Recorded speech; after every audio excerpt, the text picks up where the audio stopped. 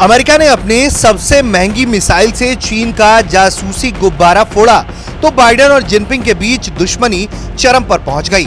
5 फरवरी की इस घटना के बाद जिनपिंग ने चेताया कि अमेरिका से उसकी भिड़ंत के नतीजे पूरी दुनिया के लिए असहनीय होंगे। लेकिन दो महाशक्तियों की यह भयंकर दुश्मनी के बीच यूरोप के एक छोटे से द्वीपीय देश माल्टा से चौंकाने वाली खबर आई। ये तस्वीर देखिए, एक तरफ अमेरिका के राष्ट्रीय सुरक्षा सलाहकार जैक सुलिवान और उनकी टीम है और दूसरी तरफ चीन के विदेश मंत्री वांग यी और उनकी टीम। इस मुलाकात को अमेरिका और चीन ने दुनिया से एक राज बना रखा था जो अब खुल गया है।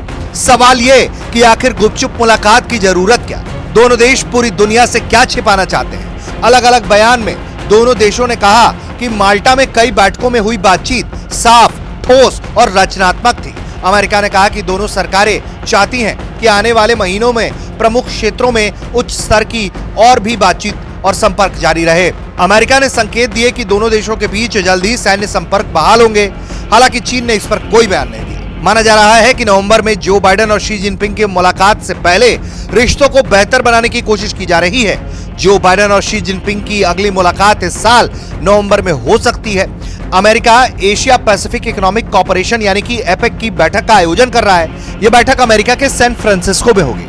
बाइडेन और शी की आखिरी मुलाकात बीते साल हुई जब दोनों नेता बाली में हुए G20 सम्मेलन के दौरान अलग से मिले। 14 नवंबर 2022 को हुई यह मुलाकात बाइडेन के अमेरिकी राष्ट्रपति बनने के बाद पहली व्यक्तिगत मुलाकात थी।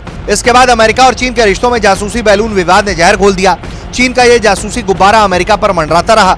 इस पर अमेरिका और चीन के बीच बयानबाजी हुई और आखिरकार बाइडेन ने इसे मार गिराने का हुक्म दिया। चीन ने इनकार किया कि यह जासूसी गुब्बारा था। दूसरी तरफ बाइडेन ने यह कहकर चीन का गुस्सा भड़का दिया कि तानाशाहों को यह पता नहीं होता कि उनके नाक के नीचे क्या हो रहा है। जिनपिंग का सीधे तौर पर तानाशाह कहे जाने से चीन बौखला गया। अमेरिका चीन के रिश्ते सबसे भयंकर दुश्मनी के दौर में पहुंच गए। लेकिन कुछ ही महीनों के भीतर अमेरिका इसे बेहतर बनाने में जुट गया।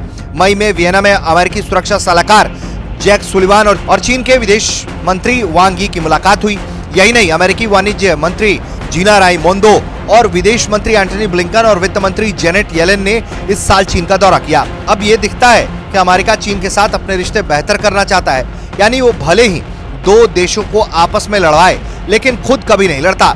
इसकी सबसे बड़ी ताजा मिसाल है रूस यूक्रेन युद्ध। यही वजह है कि कूटनीतिक हलकों में कहा जाता है कि अमेरिका की दुश्मनी बुरी और उससे भी बुरी उसकी दोस्ती, क्योंकि जो भी उससे दोस्ती करता है वो तबाह हो जाता है। क्या चीन को वो इसी जाल में फंसाना चाहता है? ब्यूरो रिपोर्ट, भारत तक।